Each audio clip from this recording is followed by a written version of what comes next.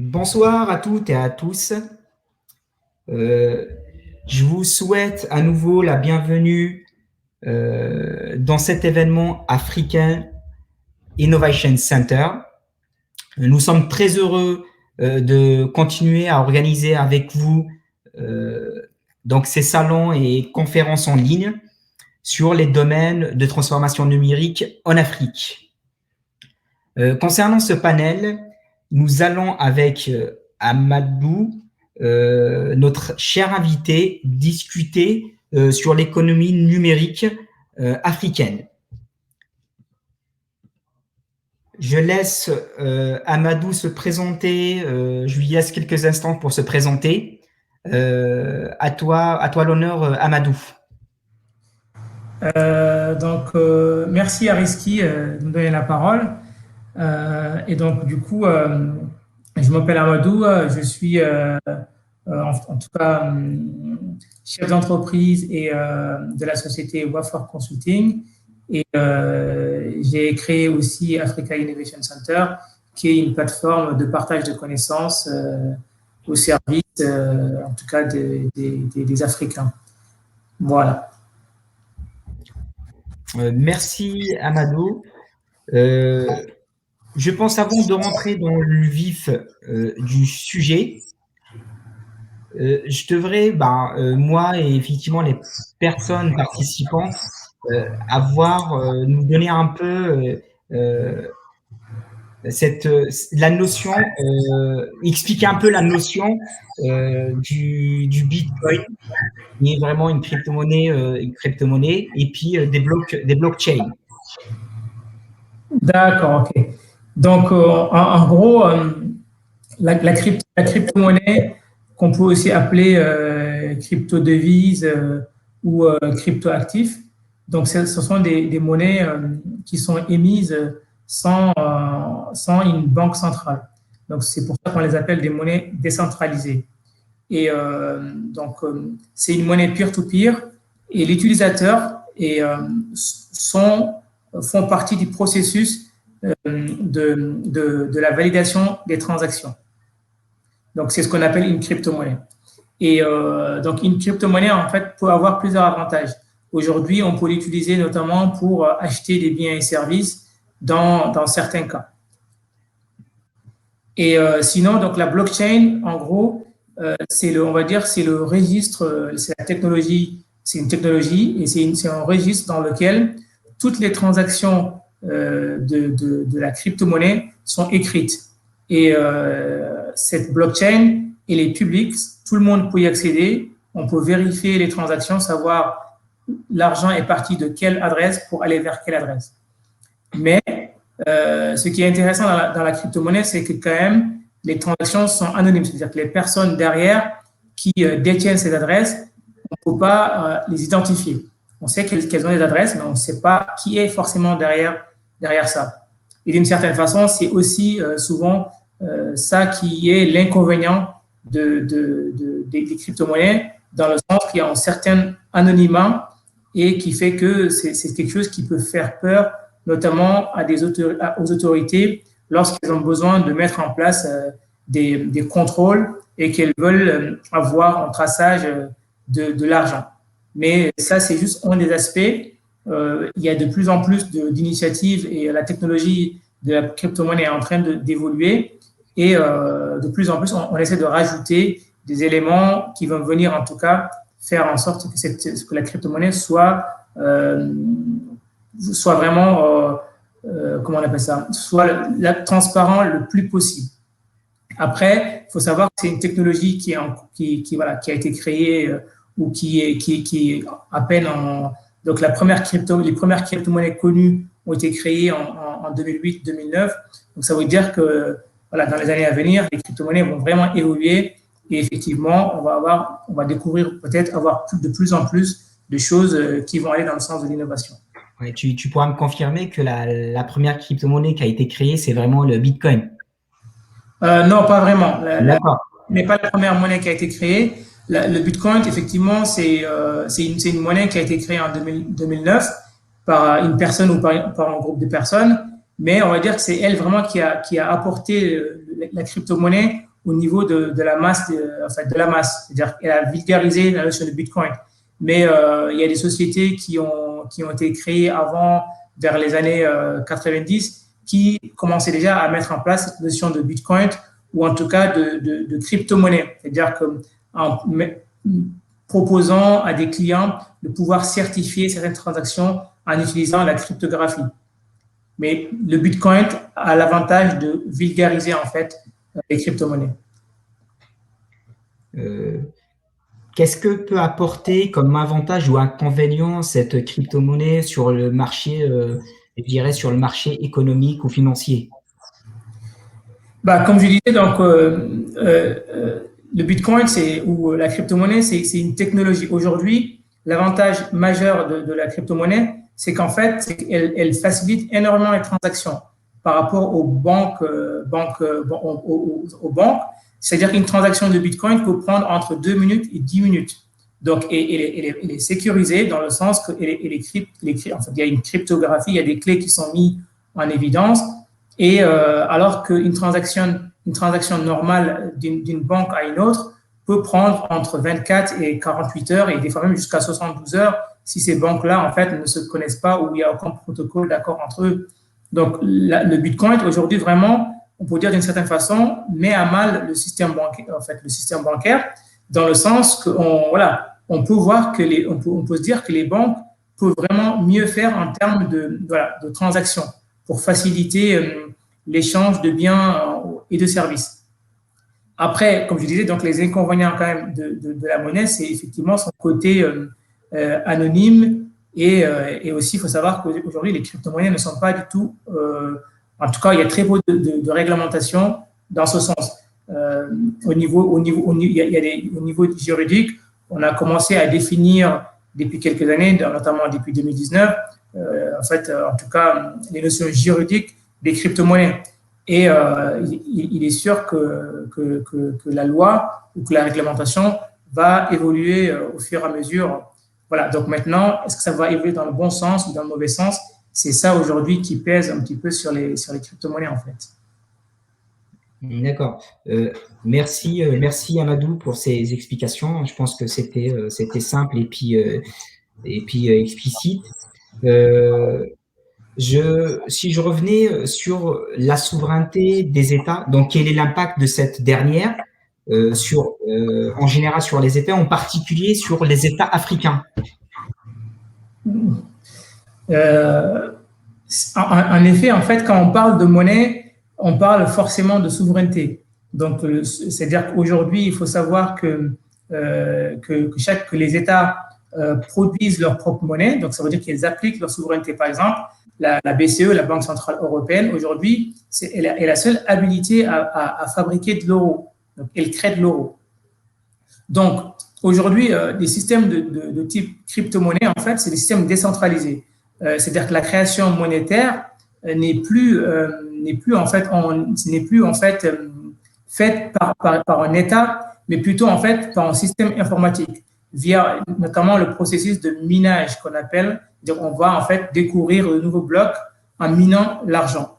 Donc c'est-à-dire que si ce contrôle échappe aujourd'hui aux États, forcément on va avoir une sorte de conflit où en tout cas les États voient d'un mauvais œil un système qui est, on va dire, crypté ou qui est anonyme, sur lequel ils vont plus avoir de contrôle.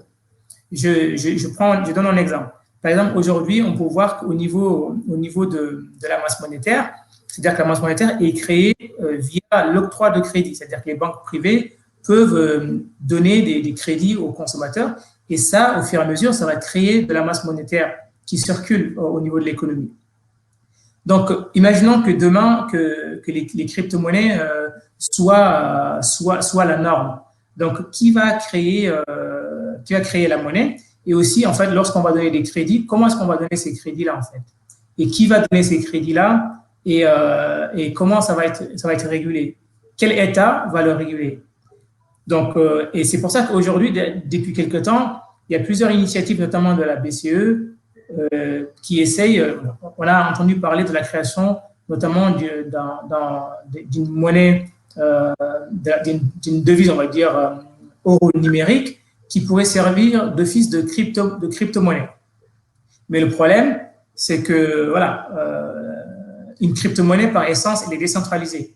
C'est-à-dire que si la BCE crée une monnaie, donc, in fine, la monnaie va être centralisée. Après, il reste encore d'autres problématiques à résoudre lorsqu'on va créer une crypto-monnaie.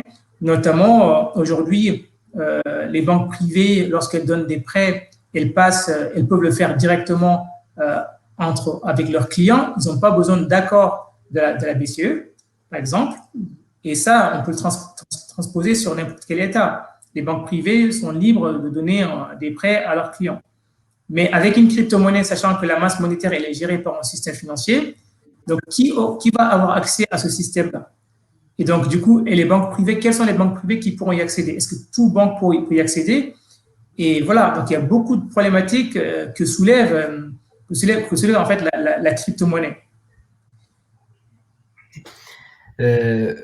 Oui, focalisons sur le continent africain, si je me permets de dire. Est-ce que il y a un avantage de cette crypto-monnaie, pardon, pour le continent africain? Et est-ce qu'il y a la possibilité, surtout, de convertir, si j'ose dire, cette crypto-monnaie en vraie monnaie? Oui, donc du coup, par rapport aux États africains, donc il est clair qu'aujourd'hui, il y a un avantage pour les crypto-monnaies, dans le sens qu'en Afrique, on a des problématiques, notamment d'inclusion financière. C'est-à-dire qu'à la base, le système bancaire n'est pas forcément très présent sur le continent. Il faut savoir que environ 80% de la population africaine n'a pas en fait accès à la banque. Et donc, du coup, la crypto-monnaie pourrait être un facilitateur en fait d'inclusion financière. Parce que finalement, avec son portable, avec la technologie, aujourd'hui qui est très répandue, qui se répand de plus en plus en Afrique, on peut avoir, c'est-à-dire que des personnes peuvent avoir des comptes bancaires, en tout cas, ou des crypto-comptes, sur lesquels, en fait, ils vont avoir de l'argent et ils pourront le dépenser pour acheter des biens et services. Donc ça, aujourd'hui, c'est un énorme avantage. Après, l'autre problème aussi qu'il y a en Afrique, c'est qu'aujourd'hui, on voit par exemple quand on prend la zone monétaire ouest-africaine qui utilise le franc CFA. Donc, on a en fait des systèmes de monnaie qui sont un peu disparates et qui malheureusement souvent ne sont pas forcément au service en fait de l'économie africaine.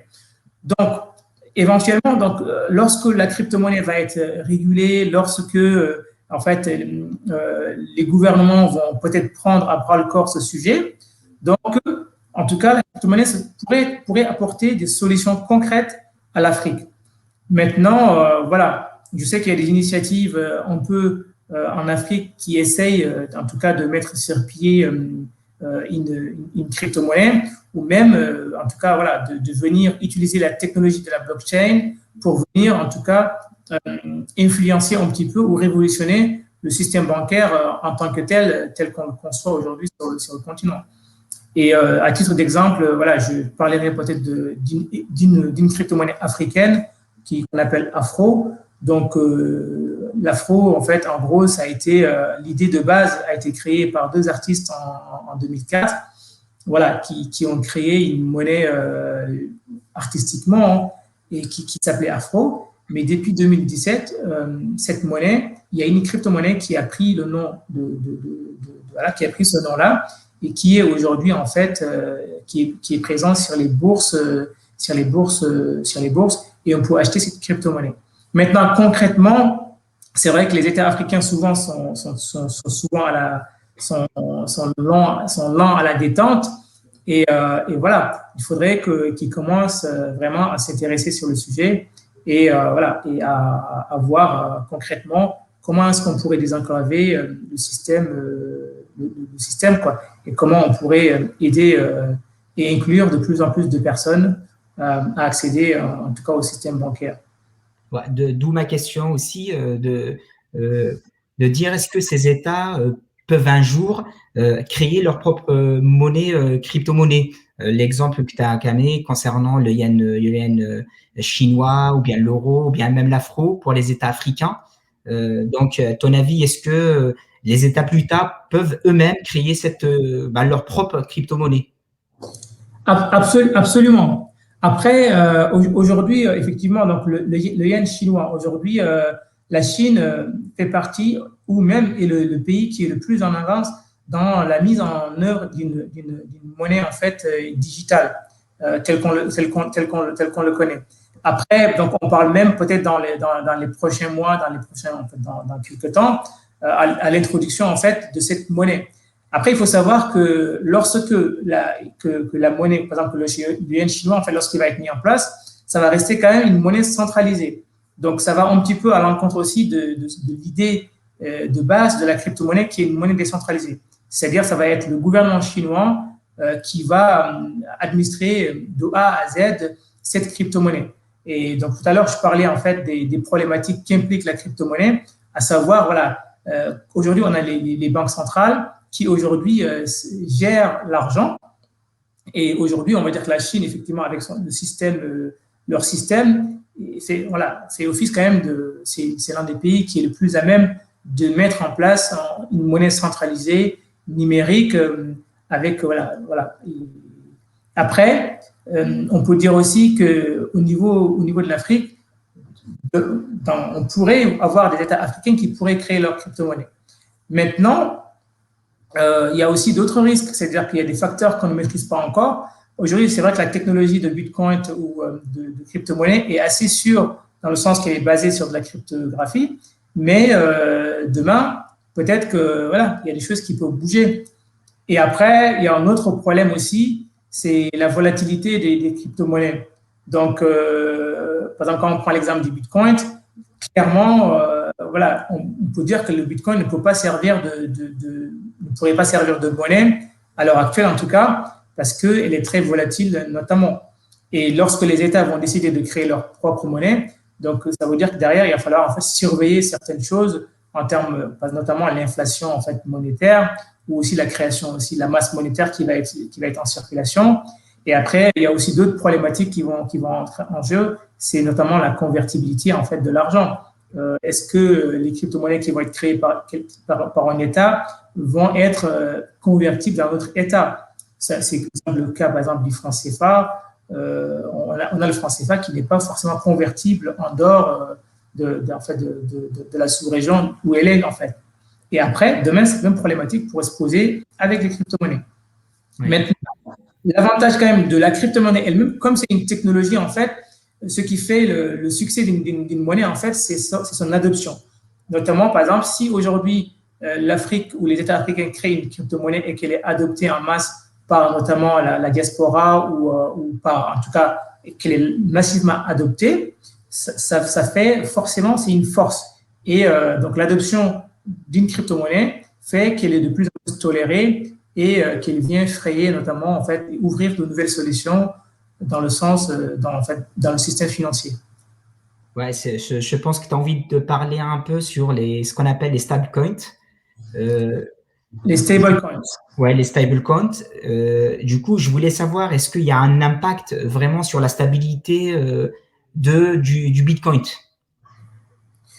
Donc, les stablecoins, oui. Donc, tout à l'heure, on a parlé de volatilité, le fait qu'en fait, que la monnaie, un jour, il va valoir 100 et le lendemain matin, il va valoir 1000 et vice-versa. Donc, c'est très volatile et donc, parce que c'est l'offre et la demande finalement qui fait le cours en fait de la valeur.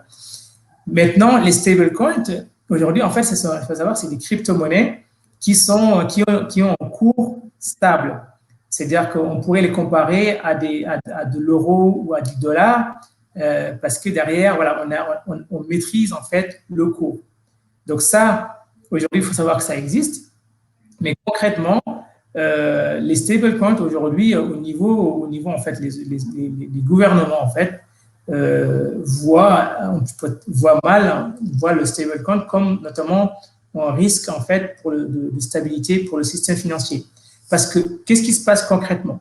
Ce qui se passe, en fait, c'est qu'en fait, il y a un transfert de valeur progressif qui se fait au profit, en fait, des crypto-monnaies qu'on appelle stables. C'est-à-dire qu'il y a des gens, en fait, qui investissent de plus en plus d'argent et au niveau de la capitalisation, donc, du coup, ces stablecoins, en fait, peuvent à un moment rivaliser avec les banques centrales. C'est-à-dire qu'ils peuvent aujourd'hui détenir plus d'argent, plus de masse monétaire que les banques centrales. Donc, à partir de là, et ces personnes-là, maintenant, l'argent, une fois qu'ils l'ont, ça circule. Et après, donc ça peut aujourd'hui, on va dire que le système financier, finalement, voilà, demain, ils peuvent perdre le contrôle de cet argent, c'est-à-dire savoir comment le gérer. Sachant aussi aujourd'hui que la masse monétaire, c'est pas que de l'argent qui circule, c'est aussi en fait c'est des politiques économiques qui sont mises derrière, c'est savoir comment est-ce qu'en fait on met en place en fait les politiques gouvernementales, comment voilà les politiques de crédit, etc., etc. Donc tout ça, si les États le perdent, il va falloir en tout cas voir comment on va gérer l'économie d'une autre façon. Donc ça va être l'économie finalement 2.0 ou l'économie 3.0 qui sait. Dans ce cas-là, le Bitcoin, si on parlait du Bitcoin, est-ce qu'il y a la possibilité qu'il pourra un jour remplacer les monnaies actuelles ou même devenir une vraie monnaie sur le marché? Donc ça, c'est une question, on va dire, en suspens. C'est une très bonne question. Donc ce qui est sûr à certains, c'est qu'aujourd'hui, le Bitcoin a le vent en poupe. C'est-à-dire qu'on en parle un peu partout. Rien qu'avant-hier, la France a fait une vente aux enchères de quelques 600 et quelques bitcoins. Et donc, ça a remporté en France succès. Donc, aujourd'hui, les investisseurs s'arrachent le bitcoin parce que sa valorisation est énorme. Maintenant, concrètement, au niveau de la loi, le bitcoin n'est pas une monnaie. C'est-à-dire qu'aujourd'hui, les commerçants peuvent accepter ou pas la crypto-monnaie. Alors que le bitcoin plutôt. Alors qu'aujourd'hui, quand vous allez dans une boutique, par exemple en France, par exemple l'euro, les commerçants sont obligés de l'accepter parce qu'en fait, c'est la monnaie. Enfin, c'est l'État qui oblige les personnes à l'accepter. Donc, à long terme, est-ce que le bitcoin pourrait devenir une monnaie? Aujourd'hui, bon, on ne sait pas l'avenir, mais je pense que, en tout cas, c'est pas prêt d'arriver de sitôt. Parce que pour qu'elle devienne une monnaie, il faut qu'aujourd'hui que les États, en tout cas, actent ça. Et il me semble qu'aujourd'hui que la Banque centrale, que les banques centrales de n'importe quel pays sont très peu enclins en tout cas, à laisser ce contrôle-là à des organismes, on va dire, ou à des développeurs, notamment parce qu'il faut savoir que la crypto-monnaie, finalement, c'est une idée c'est des développeurs qui le mettent en place. Donc, c'est des programmes informatiques. Et aujourd'hui, les États sont très peu enclins à laisser ce contrôle-là à des systèmes. Et sachant aussi qu'en fait, que c'est effectivement, ils ont peut-être raison, parce que aujourd'hui, lorsque vous avez, par exemple, votre Bitcoin et que vous perdez, par exemple, votre adresse de Bitcoin, il faut savoir que votre argent, il est perdu à jamais. Et aujourd'hui, en fait, on sait que dans le système, par exemple, de Bitcoin, il y a quelques millions de Bitcoins aujourd'hui qui sont perdus à jamais, qui sont beaucoup, beaucoup, beaucoup d'argent. Et voilà. Alors que de l'autre côté, au niveau du système financier, du système bancaire classique, on a ce qu'on appelle la création et la destruction de la masse monétaire. Et l'argent peut être forcément récupéré, ou en tout cas, on peut en fait le recycler comme en fait dans l'état de l'art en fait. Existe-t-il des menaces qui peuvent peser sur cette crypto-monnaie qui pourront mettre fin à cette bulle de crypto-monnaie, quoi? Oui, des menaces qui pèsent sur les crypto-monnaies, il y en a beaucoup. Donc, par exemple, la première, comme je disais, en fait, c'est la régulation. C'est-à-dire qu'aujourd'hui, la régulation peut aller dans le sens favorable aux crypto-monnaies ou dans un sens défavorable. Par exemple, on voit par exemple, au niveau de la Chine, a interdit, par exemple, le minage du Bitcoin. Parce que le minage du Bitcoin, en fait, demande beaucoup, beaucoup d'énergie. Et lorsque, par exemple, la Chine interdit cette activité, donc forcément, en fait, le marché du Bitcoin tremble un petit peu. Il y a aussi l'Inde qui a interdit dernièrement, en tout cas, les transactions de Bitcoin et qui va même, dans quelques mois, criminaliser en fait la détention des Bitcoins. Et lorsque ces choses, à chaque fois qu'en fait qu'il y a des régulations qui s'appliquent, c'est le marché en fait, c'est tout le marché en fait qui vacille. Donc soit le cours il monte, soit le cours il baisse. Donc on va dire que le Bitcoin aujourd'hui, il est toléré en tant qu'actif financier, c'est-à-dire que on peut trader avec le Bitcoin, on peut investir dessus, mais voilà, tant que ça reste comme ça va. Maintenant, on sait pas, peut-être que demain, il y aura en fait des lois qui vont être beaucoup moins tolérantes et ce sont ces lois-là en fait qui menacent le Bitcoin. Mais après, ce qui est intéressant au niveau du Bitcoin et au niveau des crypto-monnaies, c'est qu'il faut savoir en fait que c'est quand même des technologies. Donc, ce sont des technologies aujourd'hui qui viennent en fait bousculer un petit peu la façon de voir la monnaie et elles ouvrent des perspectives qui sont vraiment très intéressantes. Et comme on disait tout à l'heure, notamment pour l'Afrique. Donc, ça veut dire qu'en fait, si aujourd'hui, en fait, voilà, même quand on s'intéresse de près, même les banques aujourd'hui vont pouvoir utiliser cette technologie-là pour venir, en fait, comment on va dire, améliorer notamment leur système. Après, voilà, s'ils le veulent, notamment. Maintenant, c'est des choses qui sont en train de se faire et voilà, l'avenir nous le dira. Et concernant aussi le hackage ou bien même les bugs informatiques, tu penses que ça peut atteindre aussi à cette vulnérabilité, je dirais, du Bitcoin ou pas?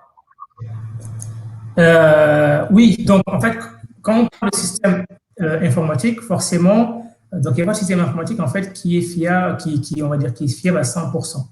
Donc ce qui est sûr aujourd'hui, c'est que la notion de cryptographie, aujourd'hui, c'est la sécurité qu'on a la plus optimale possible. On va dire à l'heure actuelle, la cryptographie est réputée en fait inviolable parce que ça va demander beaucoup de ressources pour arriver à craquer des clés, notamment. Mais il faut savoir, en fait, par exemple, au niveau, par exemple, du Bitcoin, aujourd'hui, ce qui fait notamment sa sécurité, c'est qu'il faut savoir, en fait, que le système de blockchain, aujourd'hui, en fait, peut être altéré par des personnes qui, par exemple, détiennent notamment, en fait, 51% en fait, en tout cas, du système. Donc, c'est ce qu'on appelle la faille des 51%. Donc, le système, il est réputé en fait inviolable parce qu'aujourd'hui, on a notamment aussi par exemple dans le Bitcoin, la preuve de travail, c'est lorsque les personnes vont miner, il y a une preuve de travail qui vient en fait stampiller, vérifier que la transaction, elle est certifiée. Donc, c'est ça qui fait qu'on ne peut pas altérer et qu'on ne peut pas violer ou tricher en fait au niveau des transactions. Et aussi, dans le sens aussi, c'est-à-dire que les personnes qui participent à cette preuve de travail, on part du principe qu'elles n'ont pas le monopole en fait du système. Parce que s'ils avaient notamment le monopole, s'ils avaient 51% du système, voilà, on aurait pu avoir en fait effectivement ce côté en violation en fait des réseaux. Il y a notamment d'autres systèmes comme l'Afro qui aujourd'hui en fait les détenteurs en fait ou les créateurs de l'Afro détiennent effectivement en fait ce pourcentage. Donc, ça veut dire que c'est demain au niveau de l'Afro, ces personnes-là en fait, pourraient altérer en fait leur système finalement, parce que il y a la faille, la faille des 51% au niveau de la crypto-monnaie en fait qu'il faut savoir. Après, voilà. Donc, je sais pas si j'ai fait le tour. Oui, non, mais oui, c'était, je pense que oui, concernant les menaces, ouais, on a parlé assez. Oui. Parce qu'en fait, il y a aussi, donc, c'était quoi, je pense qu'il y a en 2000, c'est en quelle année? Je pense que c'est en 2017, je crois. Il y a aussi, il faut savoir qu'il y a une plateforme qui a été hackée il y a quelques années et où des personnes ont réussi à avoir accès à des clés et ils ont pu transférer de l'argent des comptes des utilisateurs. Et ça aussi, c'est des menaces qui viennent peser en fait sur effectivement souvent les détenteurs du Bitcoin. Après, ça c'est une faille de la plateforme, c'est pas la faille en fait des systèmes elles-mêmes quoi. Et c'est pour ça qu'en fait les plateformes aujourd'hui qui vendent des crypto-monnaies sont surveillées de près en fait en tout cas par les autorités de régulation et pour faire en sorte qu'il y ait des standards en termes de protection de données, etc. etc.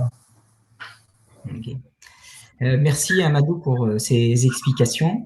Tu as parlé beaucoup sur la volatilité du Bitcoin.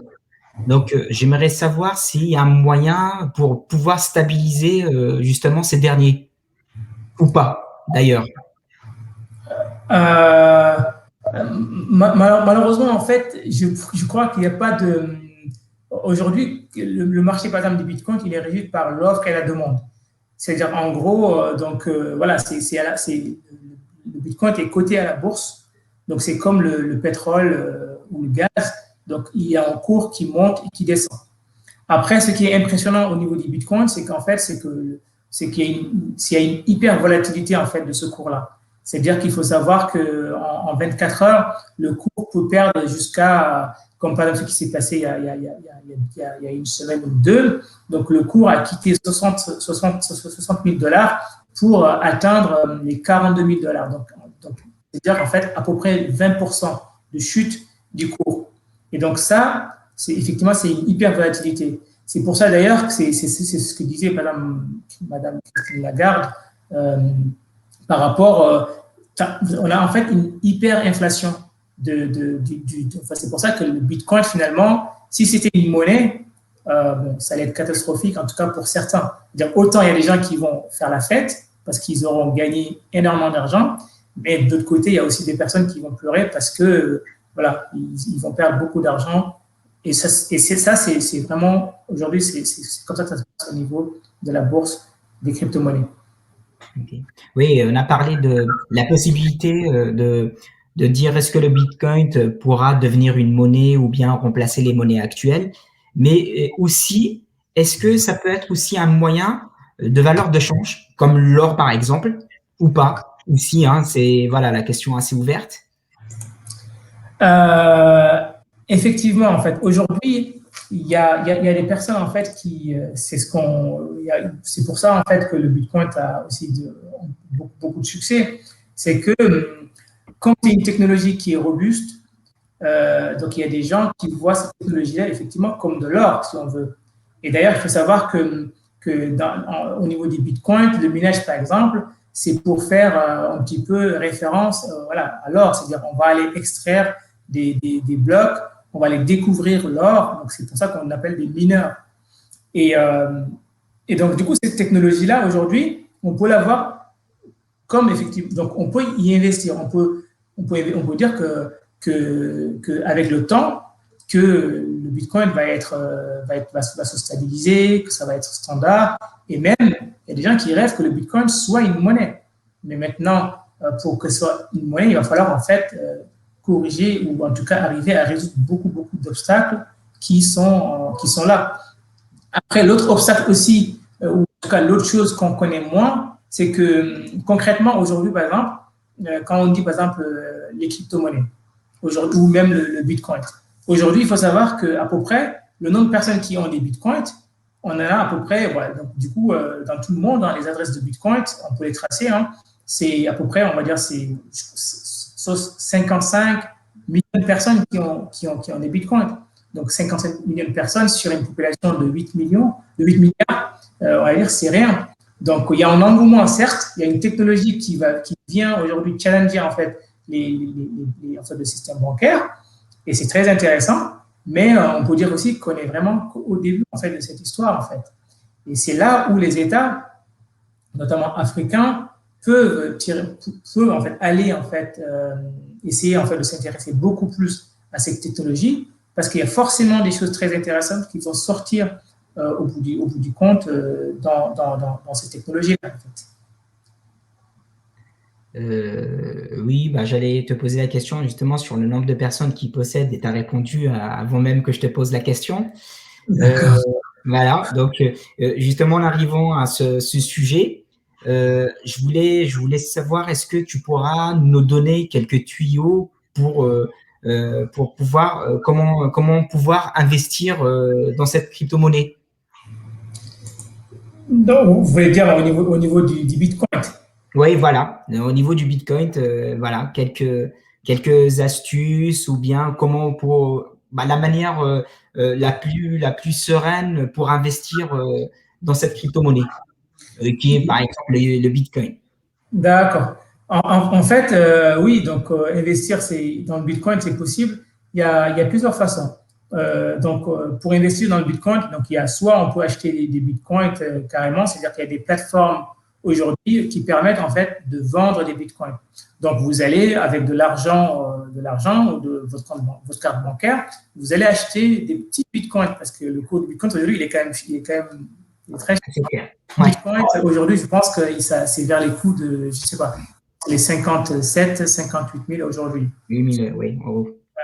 Et donc, vous pouvez acheter un peu de Bitcoin et détenir ces Bitcoins-là. Et après, les garder comme de l'or en espérant que ça va monter et les revendre plus tard. Après, vous pouvez aussi investir aussi dans le Bitcoin en faisant ce qu'on appelle du trading. C'est-à-dire qu'aujourd'hui, le Bitcoin est coté à la bourse. C'est-à-dire qu'aujourd'hui, il y a des plateformes de trading qui permettent d'acheter du Bitcoin. Donc, c'est-à-dire que vous achetez le cours du Bitcoin et vous attendez que ça monte et après, voilà.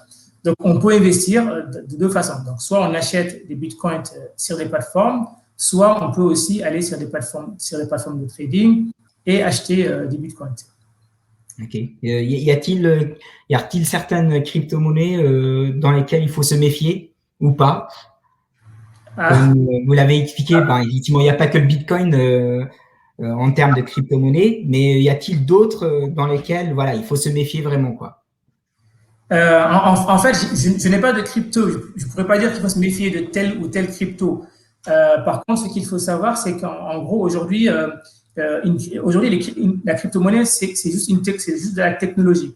À l'heure actuelle, on dénombre plus de 3000 crypto-monnaies qui existent. C'est-à-dire qu'aujourd'hui, moi et toi, on peut créer une crypto-monnaie. Hein. On va l'appeler AIC, par exemple. Et donc, il suffit d'aller télécharger le code et faire un fork pour arriver à avoir une crypto-monnaie. Maintenant, ce qui fait en fait la valeur de la crypto-monnaie, en fait, c'est le réseau et notamment aussi la sécurité qui est derrière et le nombre de personnes qui l'utilisent. Par exemple, aujourd'hui, le Bitcoin, c'est clair que c'est parti. Hein. Donc, il y a très peu de chances qu'on revienne en arrière.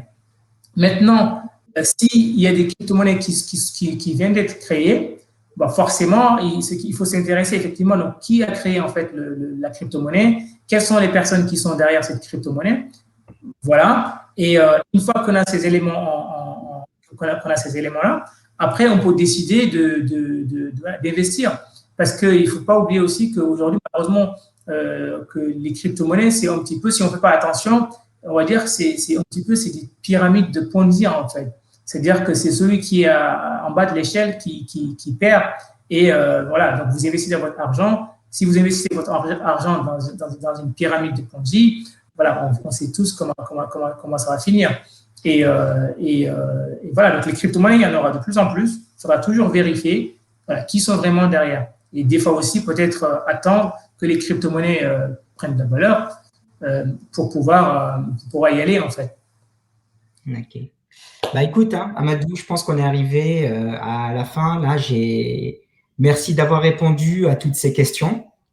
C'est moi qui te remercie. Voilà. Je te laisse peut-être un mot de la fin, si tu as envie de dire quelque chose avant de clôturer ce panel.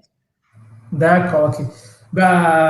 Donc, un dernier mot de la fin, c'est plutôt effectivement pour revenir aux États africains, c'est voilà, pour dire qu'aujourd'hui, il y a une technologie qui est là, qui aujourd'hui clairement peut apporter des avantages et qui peut aujourd'hui apporter beaucoup de choses au niveau de l'inclusion financière en Afrique, et aussi qui peut aussi venir apporter beaucoup de choses au système bancaire même existant. Maintenant, pour profiter de cette technologie, forcément, il faut s'y intéresser. Il faut en fait créer des groupes de travail, il faut peut-être faire des colloques, et il faut vraiment venir très près au niveau de cette technologie-là, en fait, pour comprendre ses rouages et pour arriver à mieux en fait l'utiliser.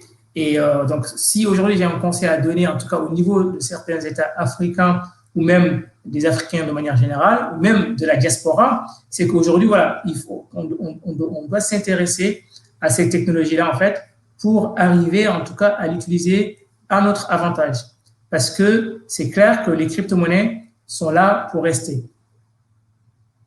Merci beaucoup, Amadou. Merci énormément pour tes réponses très claires et puis constructives surtout. Je remercie aussi tous les participants d'avoir assisté à cette séance. Donc, je vous donne rendez-vous aussi sur d'autres panels. N'hésitez pas à mettre vos commentaires ou à poser vos questions sur les différents réseaux sociaux. Et puis, je vous dis à la prochaine. Encore merci et au revoir. Merci à tous. Au revoir. Allez, merci.